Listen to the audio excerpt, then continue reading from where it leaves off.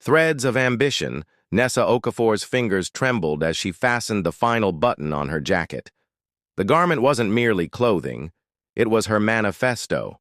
A pioneering blend of regenerative bamboo fibers and recycled marine plastics she'd developed over 3 sleepless years in her tiny Lagos apartment.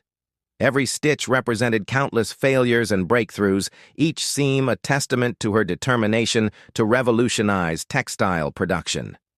You have exactly 17 minutes. Before the car arrives, her roommate Dio called through the thin door, her voice vibrating with excitement. I still can't believe you're presenting at the Global Eco-Fashion Summit in Singapore. Nessa exhaled slowly, studying her reflection.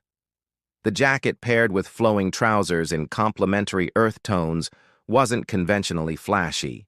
No sequins or bold patterns, but the fabric itself was revolutionary. It moved like silk, but was stronger than conventional cotton and required 90% less water to produce. The summit invited my research, not me, Nessa replied, adjusting her collar. I'm just the footnote attached to the biodegradable fabric samples. Dio burst into the room, her expression a mixture of exasperation and affection. Stop that. You're not a footnote. You're the headline. How many 32-year-old textile engineers get invited to present alongside fashion? Houses like Valantier and Miyako? One, apparently. Nessa smiled weakly. One who's terrified of flying and public speaking. The journey to Singapore passed in a blur of anxiety and anticipation. Nessa rehearsed her presentation until the words lost meaning, fearing that her Nigerian accent would somehow undermine her credibility among the European and Asian fashion elites. Despite holding a master's degree from Imperial College London, she constantly battled the sensation of being an outsider. The Marina Bay Sands hotel towered above the Singapore skyline like a spacecraft from another dimension. Inside, the summit's exhibition hall buzzed with activity. Models in avant-garde, sustainable designs, journalists swarming celebrities, and industry titans exchanging calculated pleasantries. Nessa clutched her portfolio tighter, feeling invisible, amid the glamour. Ms. Okafor?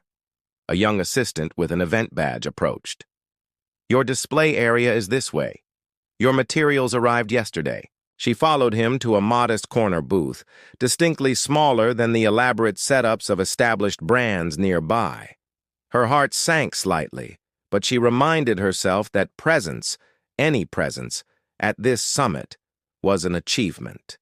Your presentation. Slot is tomorrow at 11 a.m., the assistant continued. The schedule changed slightly. You'll be presenting right after Haruki Tanaka's keynote on tech integration in sustainable fashion. Nessa froze. Haruki Tanaka? The founder of Quantum Textiles? The assistant nodded casually, as if he hadn't just mentioned one of the most innovative minds in material science. Yes, his talk usually draws the biggest crowd. You'll benefit from the audience overflow. After the assistant left, Nessa frantically searched for information about Tanaka on her phone.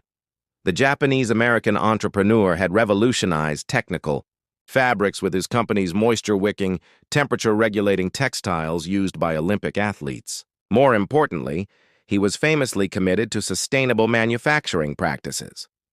That evening, as other presenters attended the opening reception, Nessa remained in her small hotel room, refining her presentation.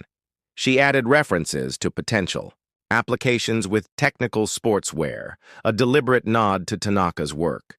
If she could catch his attention, even momentarily, it might legitimize her research to others.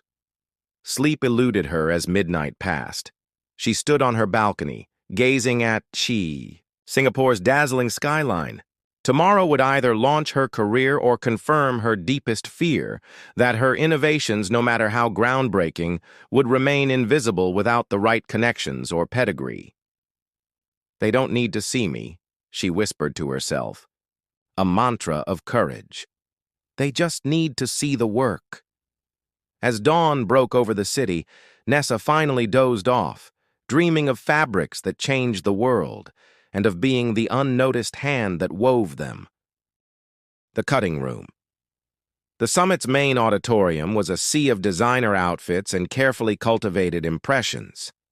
Nessa sat through Haruki Tanaka's keynote with increasing anxiety, watching as the charismatic entrepreneur commanded the room with effortless authority. At 38, Tanaka had the confident posture of someone who'd never questioned his place at any table.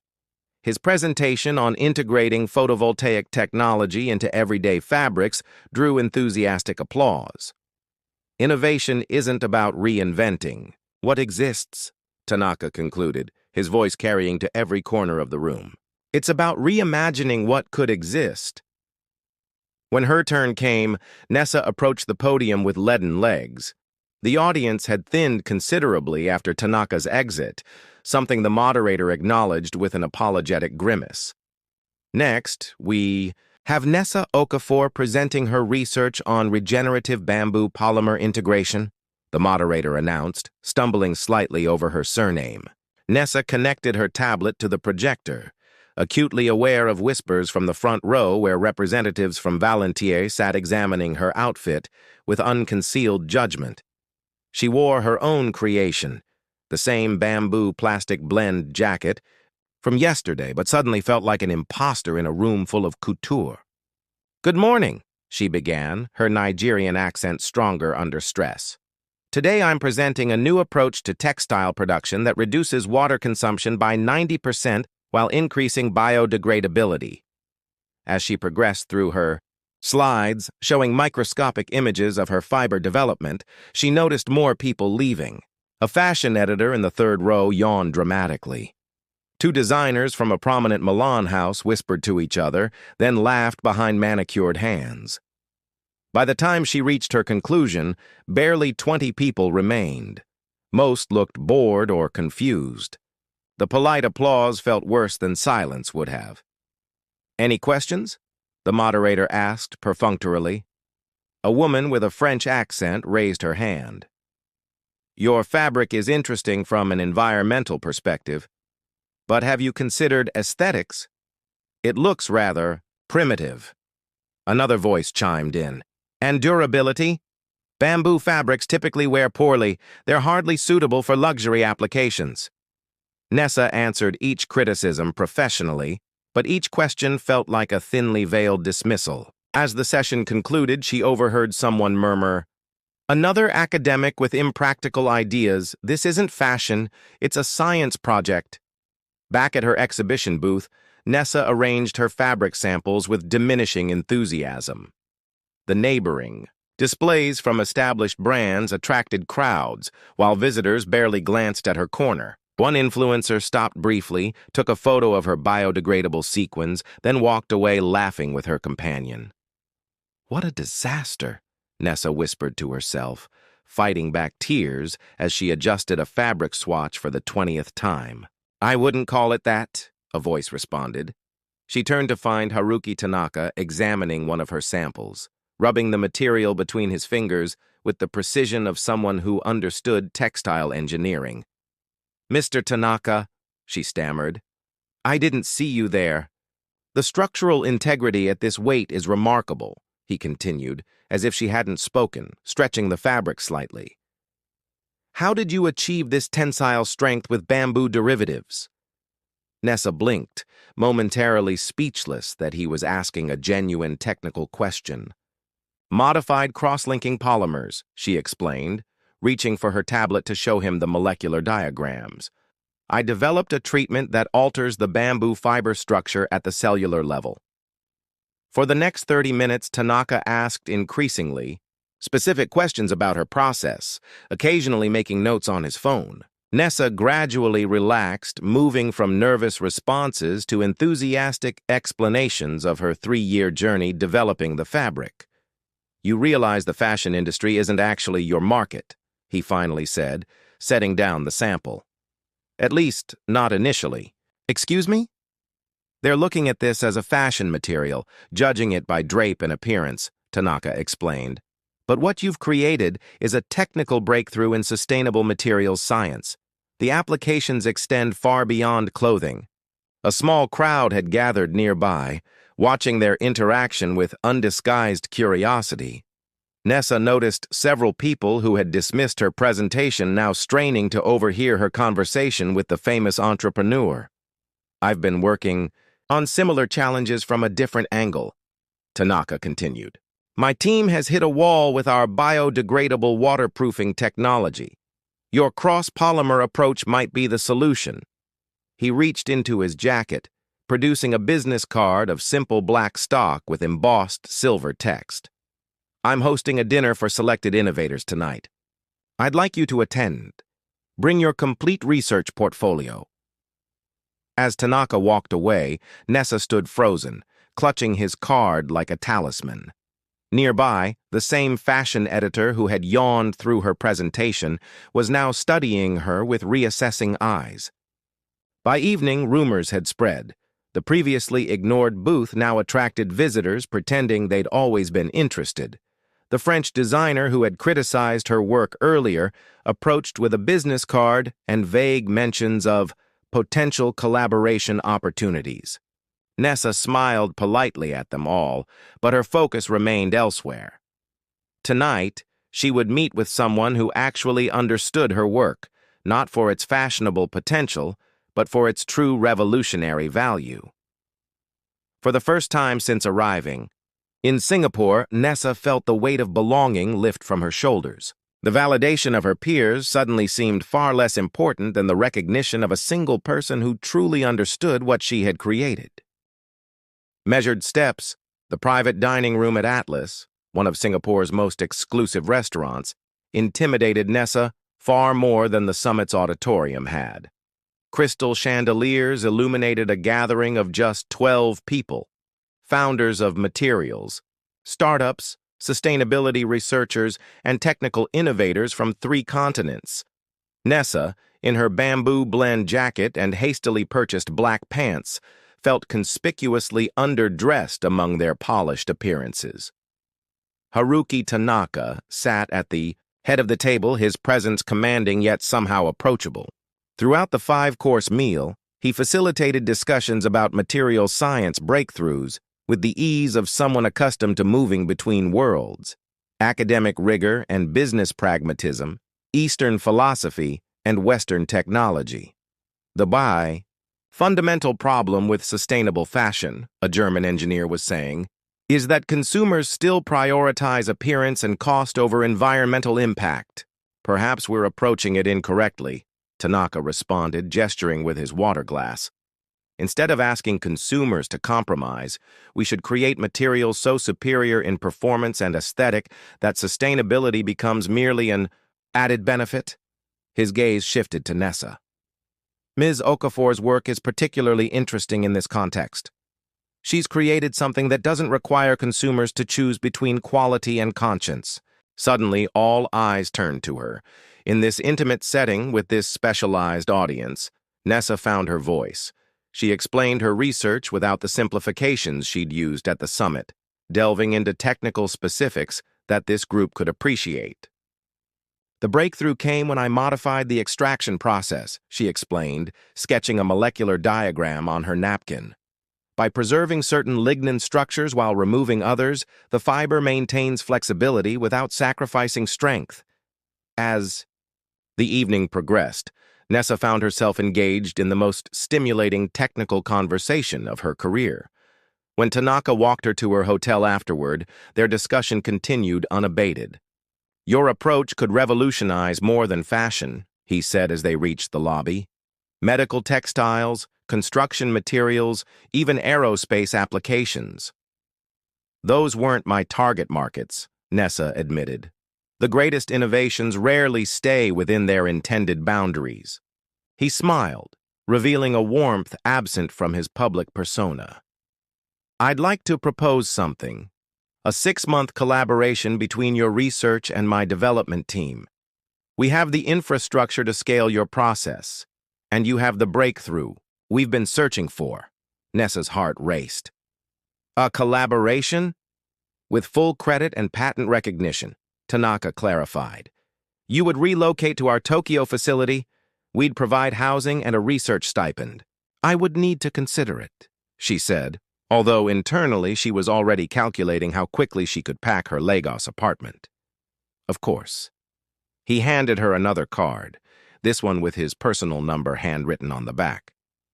Take the weekend. The offer remains open.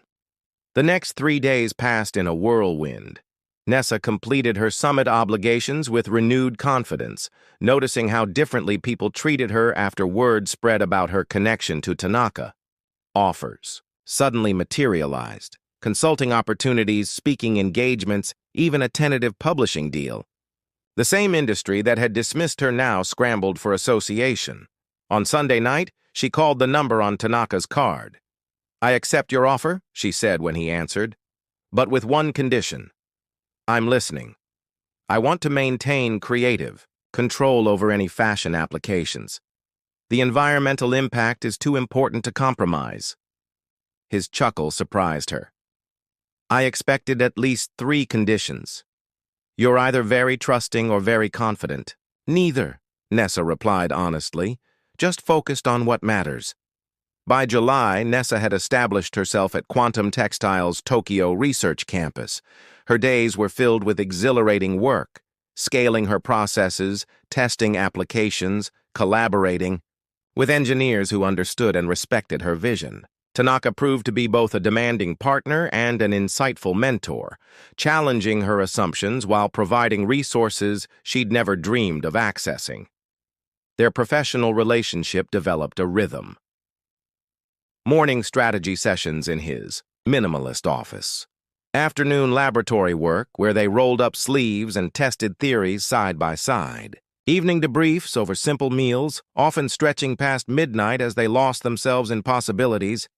"You never wear other designers," Tanaka observed one night as they reviewed test results in the empty laboratory. "Always your own creations." Nessa glanced down at her latest self-made outfit, a structured tunic using their newest prototype fabric. "I need to understand how the materials perform in daily use. It's research." "Is that the only reason?" She hesitated, then admitted, "When I wear other people's visions, I feel like I'm playing dress-up in someone else's story. In my own creations, I'm authentic." Something shifted in Tanaka's expression, a softening she'd glimpsed occasionally when he thought she wasn't looking. "Authenticity is rare in our industry. Most people are too busy impersonating success to create anything meaningful." Their fingers brushed as they both reached for the same tablet, lingering a moment longer than necessary. Nessa withdrew first, suddenly conscious of boundaries she hadn't previously considered. As summer faded into autumn, rumors circulated about their partnership. Industry blogs speculated about a romantic involvement. Competitors whispered about Tanaka's Nigerian project with thinly veiled skepticism about whether her contributions matched her recognition.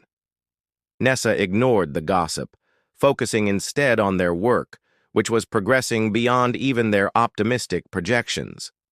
The bamboo derivative material, now enhanced with Tanaka's proprietary treatments, performed exceptionally in durability tests while maintaining its biodegradable properties. Yet as their professional success grew, so did an unacknowledged tension between them. Casual touches became more frequent, eye contact held longer, late-night conversations drifted from technical specifications to personal philosophies. Neither acknowledged the shifting dynamic, maintaining a careful professional facade that grew increasingly fragile.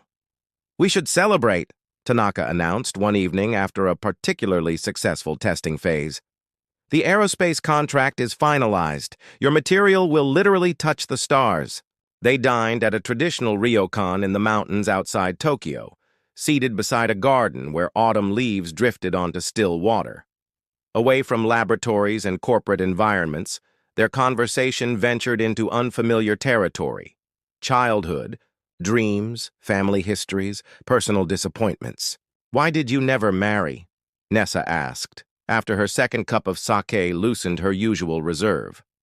Tanaka gazed at the garden, his profile sharp against the soft lighting. "The same reason you've remained single, I suspect. Creation is a demanding partner." "You assume I'm single by choice?" she countered with a small smile. "Aren't you?" The question hung between them, weighted with unspoken implications. Nessa studied him. This brilliant, complicated man who had transformed her career and increasingly occupied her thoughts. "Perhaps my choices are changing," she finally answered, her voice barely above a whisper. Their eyes met, the professional, masks momentarily slipping to reveal something uncharted and exhilarating. Tanaka reached across the table, his fingers brushing hers in a touch that could no longer be dismissed as accidental. "Nessa," he began, but was interrupted by his phone's insistent buzzing.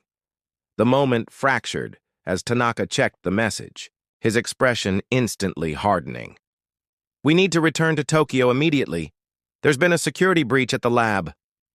The intimate atmosphere evaporated, replaced by urgent professional concern. As they rushed back to the city, Nessa wondered if some opportunities, once missed, might never present themselves again. Woven Future's Paris Fashion Week unfolded in a whirlwind of lights, cameras, and calculated impressions. Nessa observed the spectacle with the dual perspective of outsider and participant, fascinated by the industry's elaborate rituals while simultaneously preparing to disrupt them. Nexus Materials held their presentation 2 days before Quantum's scheduled event. Nessa and Tanaka attended incognito, sitting in the back row as models showcased garments made from what Nexus called Reviva Tex, a sustainable bamboo-based material with proprietary enhancement technology. "They've replicated about 60% of our process," Tanaka whispered, examining a swatch from the press kit. "The basic structure is similar, but they missed the critical cross-polymer bonding. This will biodegrade, but the performance specifications are inferior." "They rushed it," Nessa agreed, recognizing the compromises evident in the material's finish. "Prioritized speed over refinement." The fashion industry and press responded enthusiastically nonetheless, celebrating Nexus for revolutionizing sustainable luxury and bridging science and style. Watching the standing ovation, Nessa felt a momentary doubt. Would anyone care that their version was superior when Nexus had claimed the narrative of innovation first, having second thoughts? Tanaka asked as they left the venue, wondering if technical superiority matters in a world driven by perception. He smiled, the private, genuine expression she'd come to treasure. "That's why we're not just presenting a material tomorrow. We're presenting a vision." Their own show venue transformed overnight from an ordinary warehouse into an immersive experience. Unlike traditional runway presentations, Quantum's event guided attendees through a series of installations that demonstrated the material's development journey, from bamboo forests to laboratory to finished garments. Atmospheric projections showed the environmental impact of conventional textile production contrasted with their revolutionary process. Models didn't simply walk, they interacted with the environment, demonstrating how the garments responded to temperature, movement, and light. Scientists stood alongside fashion editors, explaining technical specifications that translated to tangible benefits. At the presentation's heart stood Nessa herself, wearing the collection's signature piece, a structured jacket that subtly shifted from deep indigo to luminescent azure as her body temperature changed. She addressed the audience not as a fashion designer seeking approval, but as an innovator sharing discovery. "True sustainability isn't a marketing feature," she explained, her Nigerian accent now a point of distinctive authenticity rather than self-consciousness. "It's a fundamental rethinking of our relationship with materials and their life cycle." The response was instantaneous and overwhelming. Authentic innovation trended globally within hours. Fashion publications contrasted Quantum's revolutionary approach with Nexus's derivative attempt. Environmental organizations praised the transparency of their production methods. Luxury retailers clamored for exclusive distribution rights. By evening, Nexus stock had dropped 12%. By the following morning, rumors circulated that their lead materials scientist had resigned, reportedly admitting the stolen research had been incompletely implemented. In their hotel suite after the triumphant presentation, Nessa and Tanaka sat amid a chaos of congratulatory flowers and champagne bottles, scrolling through the avalanche of press coverage. "They're calling you the future of conscious luxury," Tanaka noted, showing her Women's Wear Daily's effusive headline. "They're calling us both technological visionaries," Nessa countered, displaying Vogue's feature that portrayed them as the partnership redefining fashion's relationship with innovation. Tanaka set aside his tablet, his expression growing serious. "We succeeded beyond expectations. Quantum's valuation has increased 30% since this morning. Your personal brand has established instantaneous credibility. Professionally, we've achieved everything we aimed for." Something in his tone made Nessa's heart constrict. "You make that sound like a conclusion rather than a beginning." "This is where strategic paths typically diverge," he said carefully. "You could launch your own design house with Quantum as material supplier. We could establish you as creative director of a new quantum fashion division. Multiple paths forward, all professionally advantageous." "And personally?" Nessa asked directly. Tired of the careful distance they'd maintained, Tanaka's composure wavered. "Personally, I find myself in uncharted territory. My standard decision matrices don't apply." Despite the tension, Nessa laughed. "Did you just say you can't spreadsheet your way through feelings?" His smile returned, the genuine one that transformed his entire demeanor. "Effectively, yes. I've spent my career maintaining control through analysis.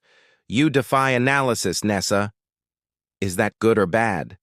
"Terrifying," he admitted. "And exhilarating." She moved to sit beside him, the sustainable fabric of her dress rustling. Softly. "I have a proposal." "I'm listening." "We continue our professional partnership. Your technical expertise, my design vision, our shared commitment to sustainable innovation. We establish proper corporate governance to manage potential conflicts of interest. And?" Nessa took his hand, intertwining their fingers deliberately. "And we acknowledge that the most innovative partnerships don't fit conventional categories. We explore this connection between us with the same courage we apply to our work, without predetermined outcomes, guided by authentic response rather than external expectations." Tanaka studied their joined hands.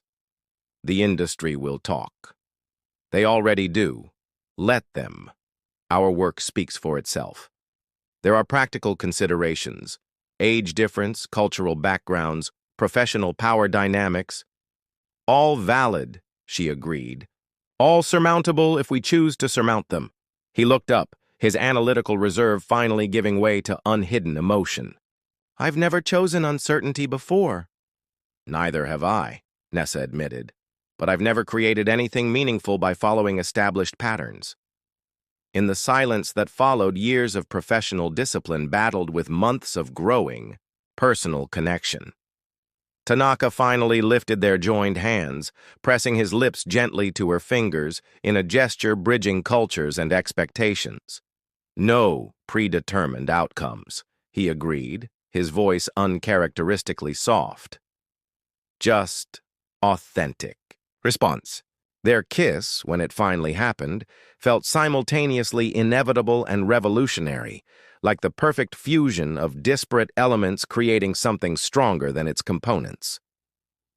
18 months later, Nessa stood on another stage, this time accepting the Global Sustainability Award for their expanded material line, which now included applications ranging from haute couture to medical textiles. Tanaka watched from the front row, his pride evident even from a distance. "Innovation is often portrayed as disruption," she told the audience, the confidence in her voice a stark contrast to her summit presentation 2 years earlier. "But true innovation is actually connection, between disciplines, between needs, and solutions, between seemingly incompatible elements." Her gaze found Tanaka's. "The strongest materials Like the strongest partnerships, don't deny their different components, but celebrate how those differences create something entirely new, something authentic, something that endures. As applause filled the auditorium, Nessa touched the bamboo blend collar of her jacket, the same one she'd worn to that first Singapore summit, now modified with Quantum's enhanced treatment. It had witnessed her journey from dismissed outsider to industry leader, from solitary creator to partnership. Some revolutions happened on runways and in headlines. Others happened quietly, in laboratories and hotel rooms and moments of choice. The pattern of her life had transformed, threads of ambition now interwoven with connection, creating a fabric stronger and more beautiful than she had ever designed alone. Frayed edges, the laboratory breach proved more serious than initially reported. Someone had accessed their research servers, copying data about Nessa's bamboo polymer process and Tanaka's proprietary treatments. Security footage showed nothing conclusive, just a cleaning staff member who spent unusual time near a computer terminal. Industrial espionage? Tanaka explained grimly during an emergency meeting with his security team. This wasn't random. Someone targeted our joint project, specifically. Nessa sat beside him, numb with shock and betrayal. Her life's work, vulnerable, exposed, potentially stolen. How much did they access? Enough to understand the fundamental approach, the head of cybersecurity reported. Not enough to replicate it completely, but sufficient to give competitors a significant head start. The following weeks brought heightened security, legal consultations, and a cloud of suspicion that tainted the previously collaborative atmosphere. Nessa found herself scrutinizing colleagues, wondering who might have compromised their work. Tanaka became increasingly withdrawn, working long hours and communicating primarily through terse emails and text messages. The intimacy they'd begun to explore vanished, replaced by professional courtesy that felt colder for having known its alternative. Nessa told herself this distance was necessary, an appropriate response to the crisis. But the rationalization provided little comfort during solitary evenings in her company apartment. Their breakthrough came unexpectedly through industry gossip. A former Quantum employee, now working for rival corporation Nexus Materials, mentioned to a mutual contact that his new employer was rushing a revolutionary sustainable fabric to market, one that combined bamboo derivatives with advanced polymer treatments. Nexus has scheduled a major announcement for next month's Paris Fashion Week, Tanaka informed Nessa, pacing his office. They're positioning this as an eco-luxury breakthrough targeting the exact market we discussed. Can we stop them legally? Nessa asked. Not definitively. Our patents are still pending, and they've likely modified enough details to claim originality. He stopped pacing suddenly, turning to her with unexpected intensity. But there's another approach. His plan was audacious. Accelerate their own timeline and launch at Paris Fashion Week themselves, directly challenging Nexus with the authentic innovation. It would require round-the-clock work, calling in favors throughout the industry, and a complete rethinking of their market entry strategy. Instead of starting with technical applications, we begin with high fashion after all, Tanaka explained.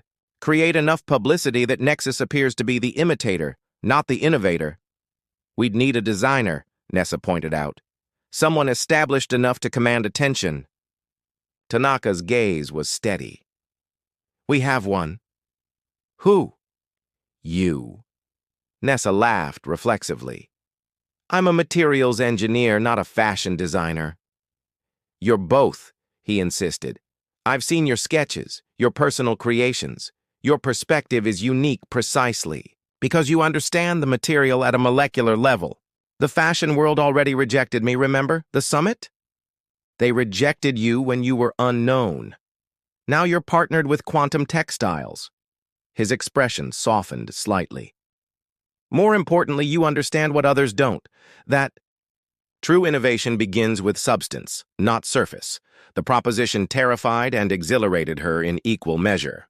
Creating a collection for Paris Fashion Week would mean exposing herself to the very industry that had dismissed her, but this time on her own terms, with resources and recognition that transformed the power dynamic.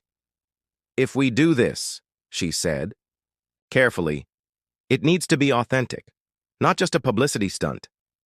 Everything about you is authentic, Nessa. That's your greatest strength." The personal warmth in his voice, absent for weeks, returned briefly. "And your greatest challenge for someone like me." Before she could ask what he meant, they were interrupted by his assistant announcing an urgent call. The moment passed, but the decision was made. Operation Authentic Launch began immediately. The next 3 weeks passed in a sleepless blur. Nessa designed a 15-piece collection that showcased their material's unique properties. Garments that changed texture with body temperature, structural elements that softened with wear to custom fit the wearer, colors derived from natural, plant pigments that subtly shifted under different lighting. Each piece told a story of innovation with purpose, beauty with responsibility.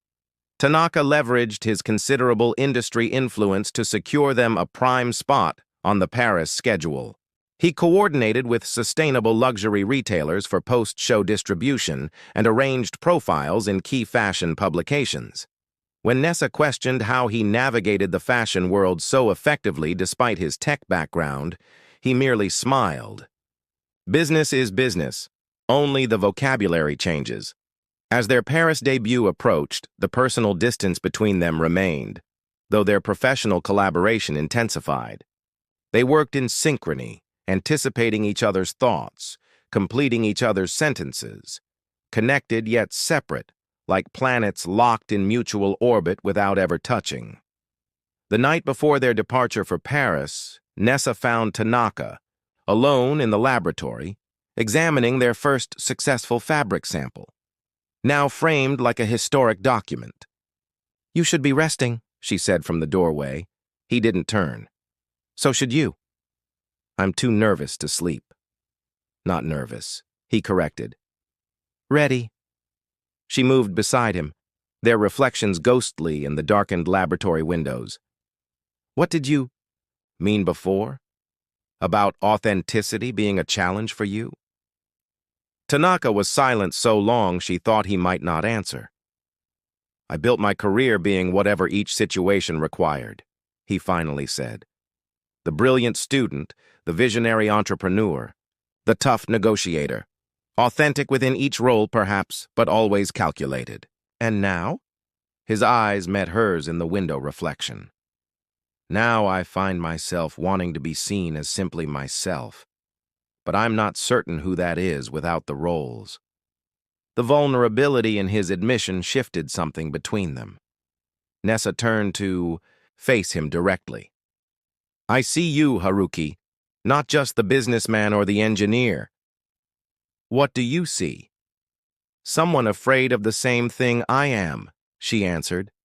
"That if we acknowledge what's happening between us, we might lose what we've built professionally." The truth hung between them, finally spoken. Tanaka turned to face her, his composure momentarily fractured. "This partnership is too important to risk on personal feelings. Is that why you've been distant? To protect the work?" "To protect you," he corrected. "Your innovation deserves recognition independent of any relationship with me. The industry already speculates that your success comes from my influence rather than your brilliance." "I don't care what they think," Nessa said, surprised to realize she meant it. "You should. Perception shapes opportunity in our world." "Then we change the perception." She stepped closer. "After Paris, after we show them what we've created together, professionally, then we decide what else we might create." Something shifted in his expression, resolve softening into possibility. He reached out, his fingers gently tracing the collar of her bamboo blend jacket. "Your design, your material, your vision, I was merely the catalyst." "The catalyst is as essential as any other element in the reaction," Nessa replied, her scientific training providing the perfect metaphor for what had grown between them. They stood together in the quiet laboratory, surrounded by the physical manifestation of their shared creation, the air between them charged with possibilities yet to be realized. Tomorrow they would face Paris, presenting their work to the world. Tonight, they acknowledged that some connections transcended professional collaboration, though what form that acknowledgement might eventually take remained unspoken. "We should rest," Tanaka finally said, his hand reluctantly dropping from her collar. "Yes," Nessa agreed, though neither moved to leave. "Tomorrow changes everything.